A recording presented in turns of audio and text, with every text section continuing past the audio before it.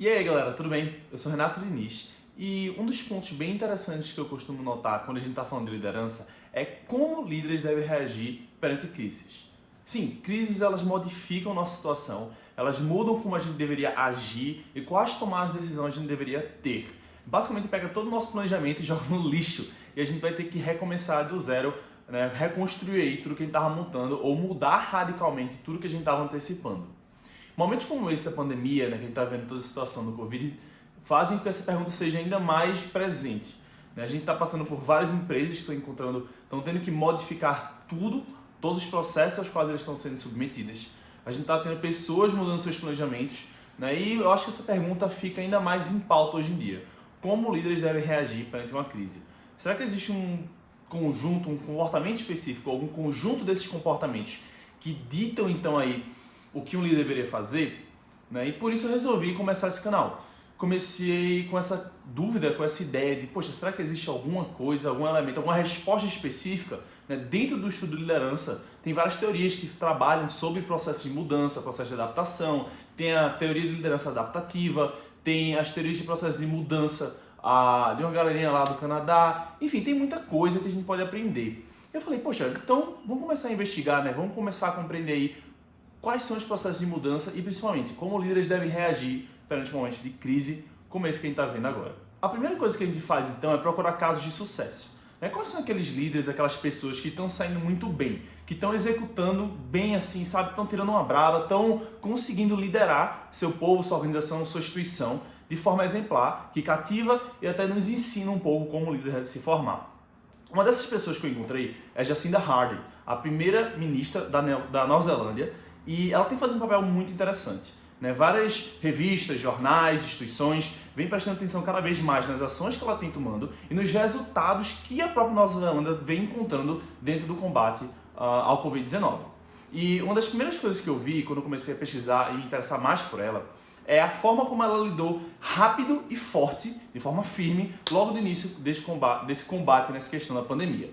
Ela foi uma das primeiras lideranças globais a estabelecer um protocolo de ação firme e bem claro de como a nação iria lidar com tudo isso. Ela criou um sistema de alerta baseado em 4 níveis, que foi originado também de sistemas de alerta de incêndio que já existiam na Nova Zelândia. Então, com isso, ela conseguiu deixar muito claro para a população e também para o próprio governo como seria a reação, como é que o governo iria aumentar, né, o nível de ação baseado na evolução de toda essa ameaça. Não só ela, tiveram outros grandes líderes também que executaram ações de forma bold, sabe? De forma, eles agiram firme e agiram rápido, como Adam Silver, que é um dos comissários da NBA nos Estados Unidos, que é a Liga Nacional de Basquete Americana. Então ele cancelou todo o campeonato da NBA desse período aí, quando ele viu o anúncio da OMS, né? No mesmo dia que a OMS declarou toda essa questão como pandemia mundial, ele foi lá e cancelou todos os eventos da NBA para o restante do período. Foi também uma ação muito justa, muito firme e que ele agiu de forma muito cedo. O que é que diferencia, né? Eu acho que antes da gente começar a analisar os comportamentos desses líderes, antes de a gente chegar aí, não, vamos lá analisar cada um por um que eles fizeram e tal, a gente tem que compreender, então, o que constitui uma ameaça, tá? O que constitui uma crise e seus elementos. A primeira coisa, então, é compreender quais são os tipos de ameaça. Uma ameaça pode ser de 2 formatos principais. Uma ameaça definida, onde a gente compreende e a gente sabe quais são os elementos dessa ameaça, o risco, né, o grau de impacto, quando ela vai acontecer. Ou a ameaça pode ser ambígua. Numa ameaça ambígua, a gente não compreende muito bem a escala, a gente não sabe muito bem seu impacto e, principalmente, a gente também não sabe quando ela vai acontecer. Alguma coisa que a gente teme que vai acontecer em algum nível, mas a gente não sabe muito bem o que esperar. É basicamente essa pandemia que a gente está vendo hoje. Né? Até hoje, a gente não compreende exatamente qual o grau de risco. Né? A gente está num patamar aqui de risco, não estou menosprezando a doença não, pelo amor de Deus.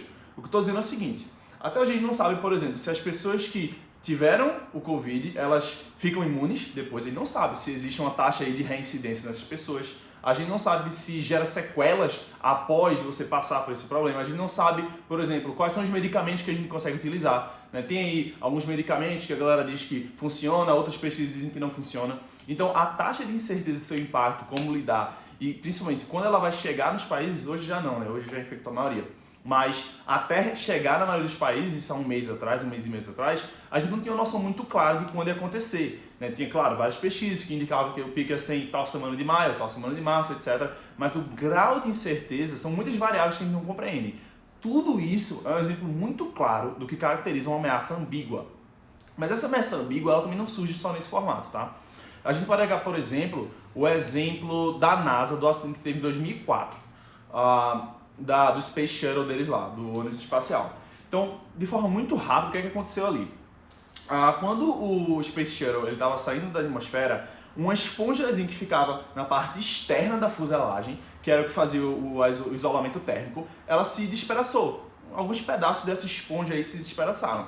Isso já acontecia normalmente toda missão, quando você vai enviar um foguete para o espaço, vai ter algum grau de disformidade aí do material na fuselagem, na parte mais externa do avião do ônibus espacial. E beleza, alguns cientistas, alguns engenheiros, eles observaram e falaram, cara, isso aí é um problema. Esses buracos que saltaram dessa vez são um pouquinho maior e eu acho que vão gerar alguma repercussão, algum problema maior no futuro. Só que como a NASA já tinha passado isso por antes, outras viagens, outras operações espaciais já tinham encontrado problemas similares e eles tinham relevado e tinha dado tudo certo, eles preferiram não agir. Então isso caracterizava uma ameaça ambígua, a qual eles não sabiam o impacto, poderia ser que no final não dessem nada, como foi das últimas vezes, e eles não sabiam muito bem quanto tempo iria demorar para que gerasse um problema maior ou como seria essa evolução. Então é muito difícil a gente agir com uma ameaça ambígua por uma razão bem simples. Um dos principais problemas de uma ameaça ambígua é que por a gente não conseguir compreender muito bem qual o seu escopo, seu impacto, quando ela vai acontecer, a gente fica numa situação complicada, né? Líderes de organizações ficam numa situação complicada de deslocar recursos para combatê-la. Se você não sabe se aquele impacto vai ser grande ou pequeno, se você sabe que o impacto é muito grande, então você sabe que você vai poder deslocar vários recursos organizacionais para combater aquilo ali. No caso de um governo ou de um estado, você vai fazer um gabinete de crise com os melhores experts, por exemplo. Você vai deslocar ministros, vai mudar o planejamento estratégico que você tinha para os próximos anos de governo para atuar nesse combate a uma pandemia ou a uma crise econômica ou qualquer outra coisa. Dentro da organização, você pode até jogar planejamentos estratégicos anuais no lixo e refazê-los para lidar com aquela crise ali em específica. Seja um novo competidor que surgiu no mercado, seja um caso de assédio que queimou a empresa, a marca e a confiança de seus consumidores com relação à companhia, ou seja, qualquer outro tipo de crise. E isso é dramático. No fim do dia, se a gente for tentar resumir o que é uma crise em uma frase só, basicamente é o seguinte: a crise é onde a gente deixa de ter recursos alocados para projetos de alta eficiência para colocar recursos e desenvolver projetos para coisas de baixa eficiência. Se a gente for colocar o que é uma crise em uma frase só, eu colocaria mais ou menos nesse conceito aqui.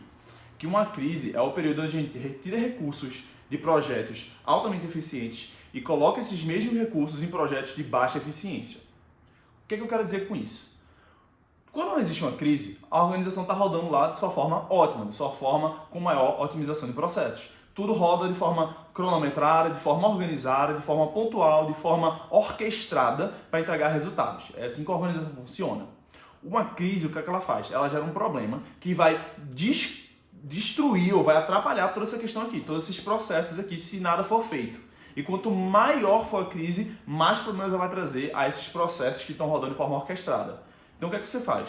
Você vai ter que deslocar recursos desses processos, ou seja, você vai ter que baixar a eficiência total de sua organização para deslocar para um gabinete de crise, para um projeto de solução para solucionar essa crise. Para que no médio e longo prazo, essa área aqui, a dos seus processos que são altamente eficientes, não seja tão prejudicada. Se você fazer um paralelo aí com o que estamos vendo hoje, né, a gente está passando por uma crise sanitária que vai gerar uma crise econômica. Mas aí que está o problema. A gente está no período de recuperação econômica já. Se você vai ter que fazer várias manipulações aí dentro de um sistema governamental, de políticas públicas, etc., para que você vai acabar reduzindo a eficiência dessa recuperação econômica, desses processos econômicos. Sim, é todo o problema de uma crise. Porque se você não fizer nada, a crise vai piorar ainda mais todos esses processos que estão ocorrendo de forma ordenada, orquestrada em sua máxima eficiência. Então, e aí o que você vai fazer? Você vai ter que deslocar recursos para cá, para um projeto que é pontual, afinal, um gabinete de crise não é eterno, e aí para resolver esse problema. Então você vai ter no geral, no overall aí, uma redução de eficiência momentânea para que no médio e longo prazo você retorne a sua a eficiência total. Outro ponto importante é compreender também o que a gente chama de janela de recuperação. A janela de recuperação compreende o período entre um ou mais membros de uma organização descobrirem uma ameaça até o momento que a ameaça ocorre. Essa janela de recuperação varia de problema para problema, desafio para desafio, e ela pode durar de minutos até meses. Tá? No caso, acho que da pandemia, eu acho que essa janela de recuperação, se você considerar que foi mais ou menos em janeiro ali que a gente começou a prestar atenção nesses rumores da China de Wuhan e começaram a surgir, então teve uma janela de recuperação em que muitos países puderam agir de 2 a 3, 4 meses.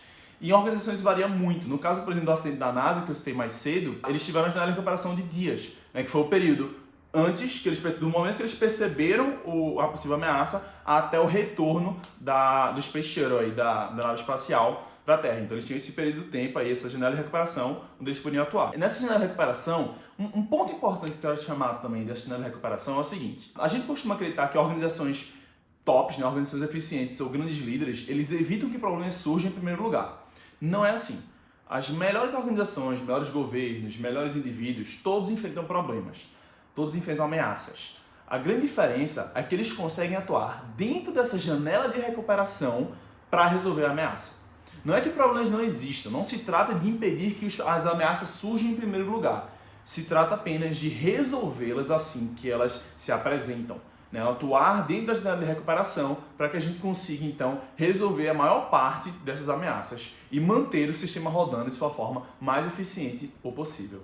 Tá, agora que a gente compreendeu esses dois conceitos, o que caracteriza uma ameaça ambígua e o que é essa janela de recuperação, a gente vai passar agora a compreender melhor qual é a postura ou quais são as atitudes que um líder ou uma organização deve tomar para começar a resolver esse problema, essa ameaça. A primeira coisa é a seguinte: existem duas formas que uma organização ou uma liderança responde ao momento de crise. Ele pode responder de forma confirmatória ou de forma exploratória. Na forma confirmatória, que vem de confirmação, o líder ele busca manter os processos rodando da forma que eles estavam antes. O foco é manter a alta eficiência do sistema. Para isso, então, ele vai reduzir o grau da ameaça, ele não vai querer levar a sério, não vai acreditar naquilo ali, e ele vai alocar os recursos de forma a manter a organização rodando do jeito que sempre rodou, ou uma nação rodando do jeito que sempre rodou, ou um grupo rodando do jeito que sempre rodou, mantendo a alta eficiência do sistema. A resposta exploratória, em contrapartida, ela deixa de ter esse foco na otimização do sistema e ela foca então em aprender mais sobre a ameaça. Numa resposta exploratória, os líderes estão preocupados não com a eficiência total do sistema, mas em como a gente resolve essa ameaça ou descobre o máximo possível sobre essa ameaça para poder tomar uma decisão. Então, nessa resposta exploratória, líderes são incentivados a aumentarem o grau dessa ameaça. Sim, mesmo que essa ameaça não pareça nada muito grande, o líder vai falar: galera, é muito grande? Sim, como você sabe? Não sei, voz de minha cabeça. Tratem que essa ameaça é grande. Parte do pressuposto de perguntar: e se? E se isso acontecer nesse grau? O que é que a gente vai fazer ou o que a gente poderia fazer? Um dos traços principais de comportamento de um líder que busca uma resposta exploratória é incentivar a dissidência dentro da organização. Ele busca o confronto, tanto de seus inferiores a ele, tanto também entre os inferiores. Ele busca então que seus funcionários dialoguem entre si. Não se trata de gerar discussões, brigas, mas que eles realmente busquem críticas, busquem opiniões adversas. É muito comum, e a gente pode falar isso mais pra frente em outros vídeos, sobre vários efeitos psicológicos que fazem com que a gente evite, que a gente busque o confronto. Tem, por exemplo, cognitive dissonance, tem pluralistic ignorance, tem vários erros aí, vários efeitos psicológicos. No futuro a gente vai fazer mais vídeos sobre isso. Mas um ponto principal e um resultado de tudo isso é compreender o seguinte: que um dos papéis principais de um líder num momento de crise, se ele estiver buscando uma resposta exploratória para o problema, é em se estimular a dissidência. É realmente gerar o caos organizacional, digamos assim, fazer com que as pessoas discordem e dialoguem. Compreender também uma das ações que ele pode tomar, por exemplo, é deixar reuniões, né, não participar dessas reuniões, para que os funcionários se sintam mais confortáveis para promover críticas, para promover opiniões alheias. Ele pode também e deve não dar sua opinião, não que ele não vá dar nunca, mas ele dá sua opinião por último. Né? Tem uma situação muito boa, um exemplo, eu vou contar mais para frente em futuros vídeos sobre esse exemplo. Mas é um exemplo de liderança que eu achei fantástico. Tinham 2 líderes de organizações. O primeiro líder, ele chegava no gabinete lá, sentava na galera, isso não necessariamente um momento de crise, mas ele chegava lá e falava: galera, tá aqui minha opinião, quero saber a opinião de vocês. O segundo líder, ele chegava, sentava e escutava a opinião de cada funcionário para depois ele dar a opinião dele. Então, olha, esse pequeno e singelo ato de dar opinião depois estimula muito maior dissidência entre seus funcionários. É muito mais fácil que seus funcionários deem a opinião sincera antes de o líder falar. Porque se ele já vê o presidente da organização, o líder master lá, fala uma opinião, ele vai falar, pô, vou falar exatamente o oposto que esse cara acabou de falar, menos de 30 segundos atrás. Não vai. Existe uma série de coisas que um líder pode tomar, uma série de pequenas atitudes que um líder deve tomar para estimular a dissidência dentro da organização. E finalmente um ponto importante para a gente analisar é o seguinte. Mas Renato, tá me falando então que o ideal é uma resposta exploratória, mas você mesmo já acabou de me dizer que a resposta exploratória ela não busca manter a eficiência do sistema ou até aumentar essa eficiência, mas encontrar respostas ou encontrar mais informações sobre uma possível ou aparente crise. Só que tem uma falha fundamental dessa tua teoria, Renato. Qual é? Quando você faz isso, qualquer coisa, qualquer situação que vá aparecendo que possa se caracterizar como crise, e se o líder ele ficar incentivando a galera, ficar dizendo, isso é uma crise, vamos lá resolver, o tempo inteiro, então, você vai estar baixando e reduzindo a eficiência de um sistema para que você encontre respostas rápidas sobre esse negócio. E muitas vezes vai dar um alarme falso.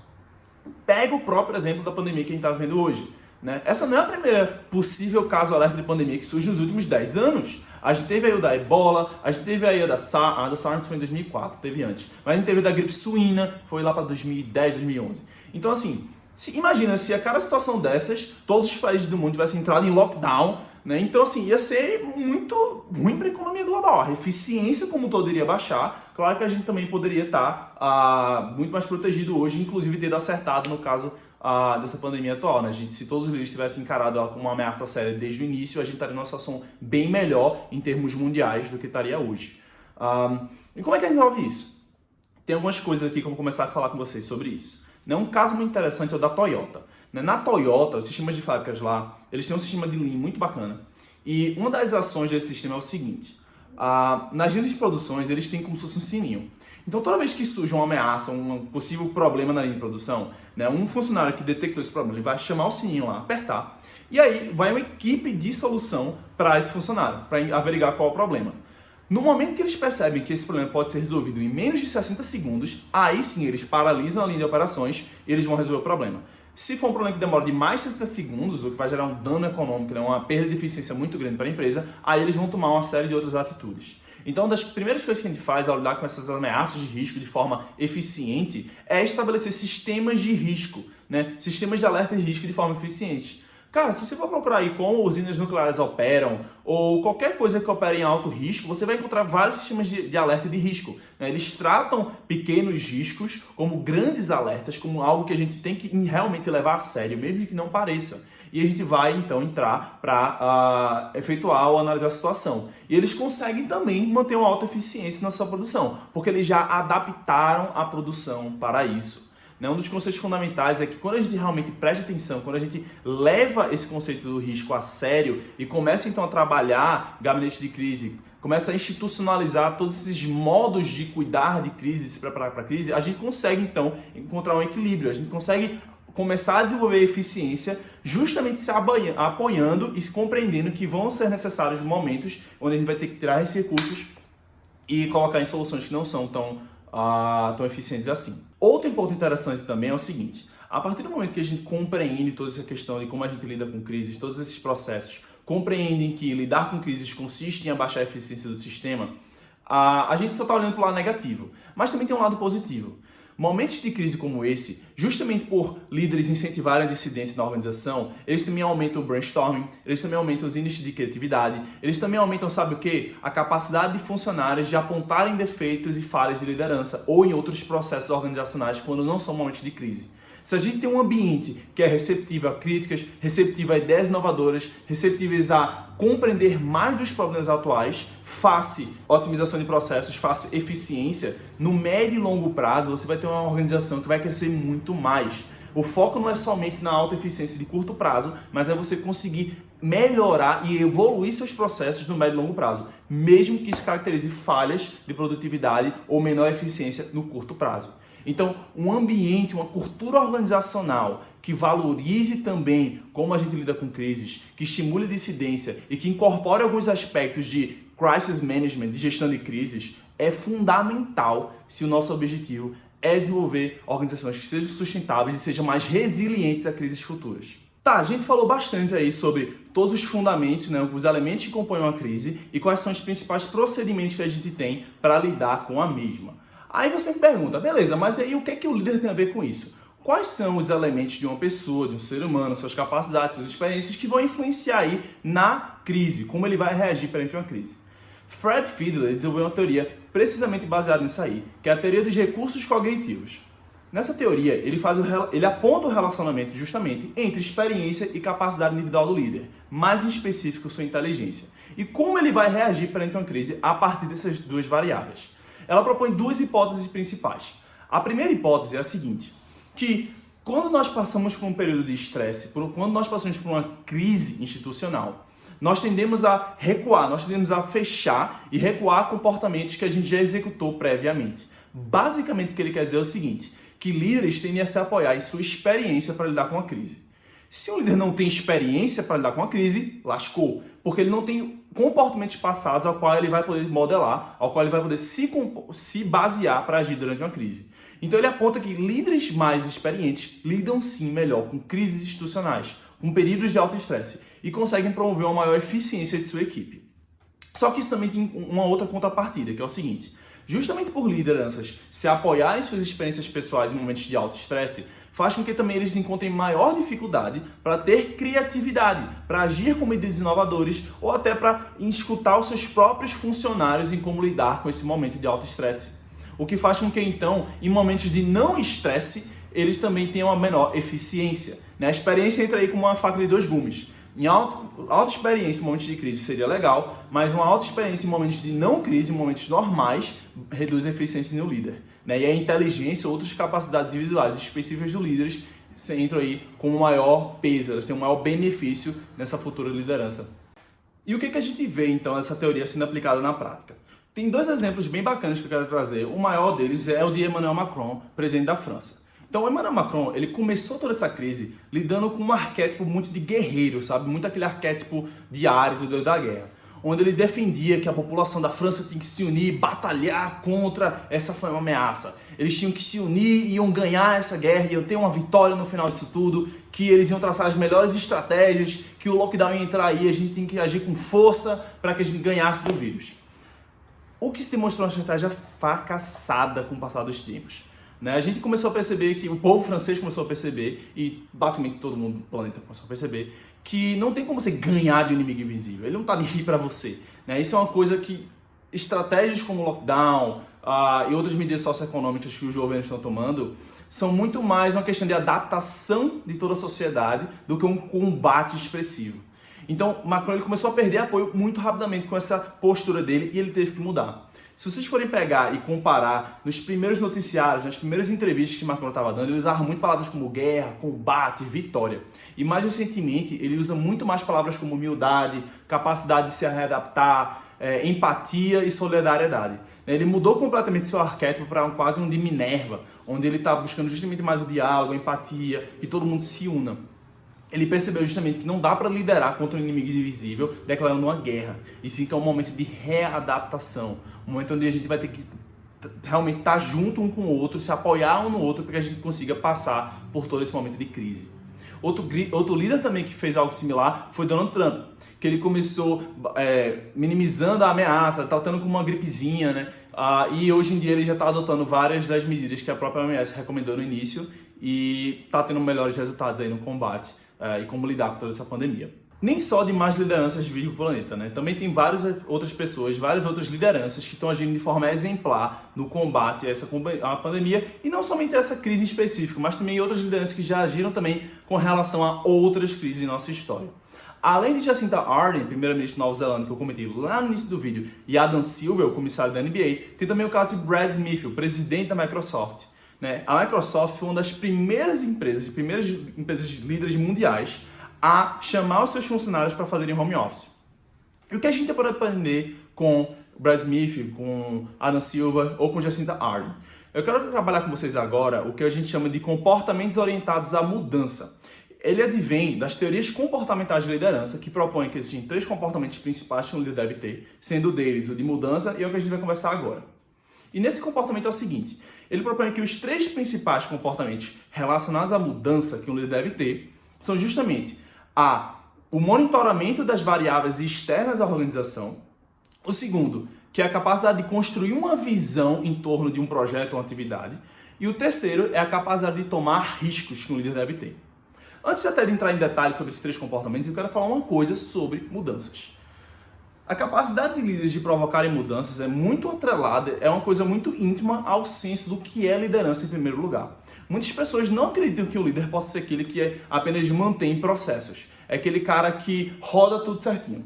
É meio que inerente a um líder o processo de mudança, o processo de levar uma sociedade de um canto a outro, uma organização de um lugar a outro, ou até mesmo de sair de uma crise. Então, é por isso que é muito importante a gente compreender bem quais seriam esses comportamentos orientados à mudança que um líder deve ter. No primeiro comportamento orientado à mudança, que é o monitoramento das variáveis externas, consiste em tudo que um líder deve fazer para se manter a par do que está acontecendo ao seu redor.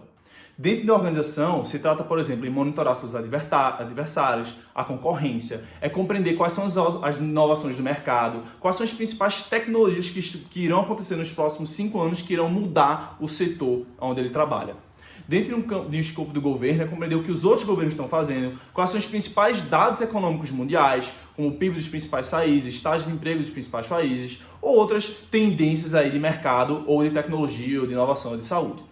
Então, isso é uma característica bem importante de grandes lideranças. E um ponto importante também é o seguinte, ela não acontece de forma pontual. Grandes líderes que são orientados à mudança, eles executam esse comportamento o tempo inteiro. Para pensar. É no momento justamente de crise que a gente mais precisa ter um senso das informações exteriores à nossa organização ou à nossa instituição. Não é justamente quando uma nova tecnologia brota que você teme que ela vá acabar com o seu negócio que aí você vai procurar saber sobre essa tecnologia. Não. Um líder capaz é aquele que faz a análise de dados exteriores da organização de forma muito antes que uma crise surja. Para que quando ela surgir, lembra que uma das primeiras coisas que a gente faz numa resposta exploratória é buscar mais informação? Líderes que têm um alto nível de informação, ou ao menos dominam vários veículos para obter informação, eles já saem na frente. Eles já conseguem formar um gabinete de crise ou um projeto lá para resolver esse problema da organização de forma muito mais rápida. Eles já têm vários insumos de informação. Então essa capacidade é muito importante. E é preciso que você, então, como liderança, esteja se questionando isso agora. Será que você colhe informações o tempo inteiro sobre variáveis externas da sua organização? Quais são? O trabalho até começa antes. Você já definiu quais são as informações relevantes para você ter que não competem à sua organização? Né? Quais seriam elas? Quais são as principais organizações para você se basear? Quais são as principais tecnologias que podem criar uma disrupção no seu mercado de atuação?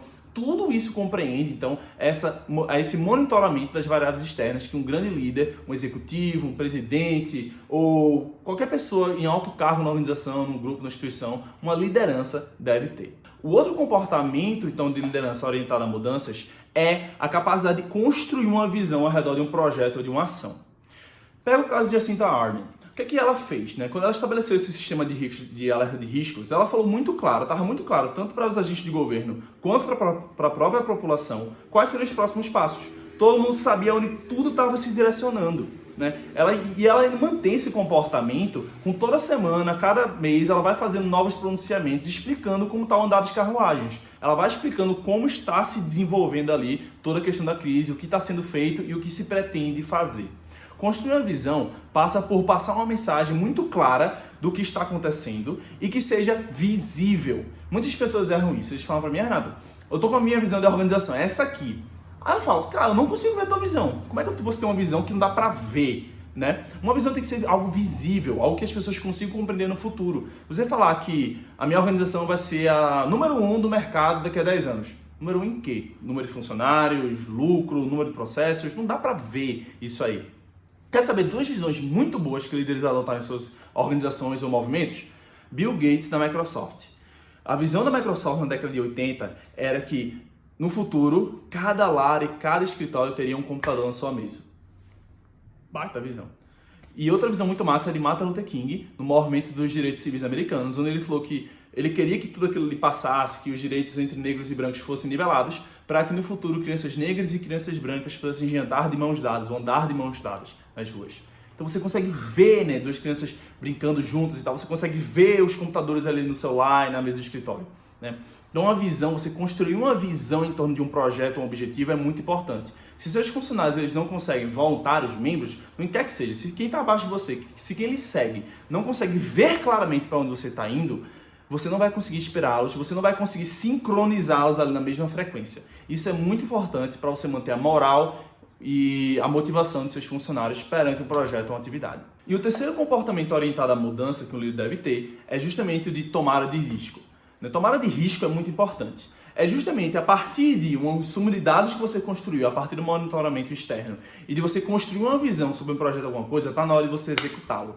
E um grande erro que algumas lideranças fazem é terem o medo ou terem insegurança de serem bold, de serem firmes nesse novo projeto, nessa nova atacada. Muitas vezes eles têm uma organização, tem acionistas que estão cuidando do que você está falando, você tem uma família para sustentar, você tem uma carreira, né, uma fama para manter. E tudo isso faz que às vezes a gente não tome as melhores decisões para a organização com medo que a gente fracasse. A gente fica naquela de esperar para ver o que vai acontecer, para ver como a situação vai se desenhar, para a gente poder agir. A gente não se sente seguro, isso é muito normal. E existem vários fatores cognitivos que justificam essa posição.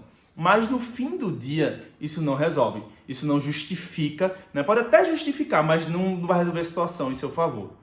Um ponto importante é o seguinte, que líderes eles são responsáveis por essa tomada de decisão. Ninguém mais tem a responsabilidade dentro de uma instituição do que o próprio líder de agir perante uma crise. Se o próprio líder não tem coragem de tomar uma decisão arriscada, que talvez traga um payoff maior para a organização, os outros funcionários não vão poder tomar essa decisão por ele. Eu não poderia terminar esse vídeo sem comentar sobre um último aspecto do que compõe a mudança, e é o seu processo. Muitas pessoas tratam a mudança como algo pontual, algo que você toma uma decisão e acaba. A mudança, na realidade, acontece em forma de um processo longo que vai desde o primeiro momento onde você encontra uma ameaça. Isso vale uma vida inteira, mas eu quero falar uma coisinha aqui bem importante, que é sobre a teoria de liderança adaptativa. A teoria de liderança adaptativa ela é bem interessante quando a gente está trabalhando nesse contexto de mudança organizacional, porque ela traz para a gente um insight bem interessante. Desenvolvida por Hirschfeld, ele fala o seguinte, que um processo de mudança, quando você vai implementar uma mudança numa organização, numa instituição, em qualquer que seja, muitas pessoas acreditam que é uma mudança técnica. Você vai, por exemplo, introduzir um novo software na organização, e o que você precisa é promover o treinamento, explicar como é que usa os funcionários, como é que vai ser a nova estrutura organizacional e está aí resolvido. Basta que você provenha o treinamento e a capacitação para os seus funcionários ou a informação que ali tudo vai se resolver. Eles só precisam ser capacitados sobre como se vai se dar essa mudança. Mas o que Hirschfeld aponta é que é o seguinte, existe um outro elemento, outra componente de um processo de mudança que a torna adaptativa. Nem todas as mudanças podem ser categorizadas em três possíveis elementos, em três possíveis coisas aí. Uma mudança técnica, a qual realmente só precisa de uma capacitação dos seus funcionários para receber esse processo de mudança, mas ela também pode ser uma mudança adaptativa ou técnico-adaptativa. E o que compõe então uma mudança adaptativa? Na mudança adaptativa, os funcionários passam a ter que aceitar aquela mudança para que ela de fato ocorra. Não se trata mais de você fornecer um treinamento específico ou informação para os seus funcionários. Eles também têm que inerentemente aceitar aquela mudança ali. Se eles não aceitam aquela mudança, não adianta você fornecer toda a capacitação técnica do mundo, porque aquela mudança não vai acontecer. E para dar um exemplo bem prático aí, eu vou dar, por exemplo, uma padaria. Então, muitas vezes, você pode ser o dono de uma padaria e tem lá seus funcionários lá fazendo pão e eles fazem várias anotações ali sobre o sistema, sobre a operação, num caderninho ali com caneta. E aí você, como gestor da padaria, fala, nossa, agora eu vou automatizar aqui. Eu vi no Sebrae, eu vi no Pequenos Empresas e Grandes Negócios, que quando você coloca uma planilha, um Excel, um softwarezinho bacana, todo o sistema roda mais e eu consigo aumentar meu faturamento. Então você vai lá, compra todo esse software, bota lá vários computadores e fala para os funcionários, ó, é o seguinte, agora vocês vão fazer tudo o que vocês faziam com papel e caneta no computador aqui no sistema.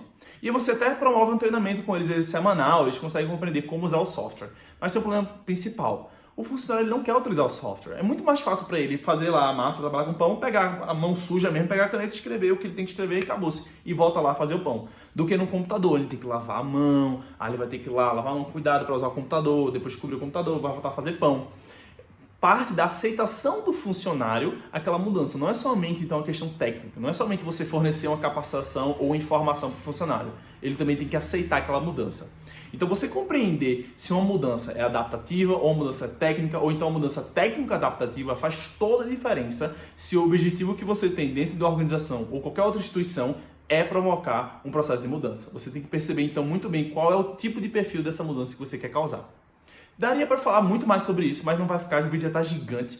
Então eu vou encerrar por aqui. Se vocês tiverem mais dúvidas, vocês podem mandar no site, que vai ter aqui também.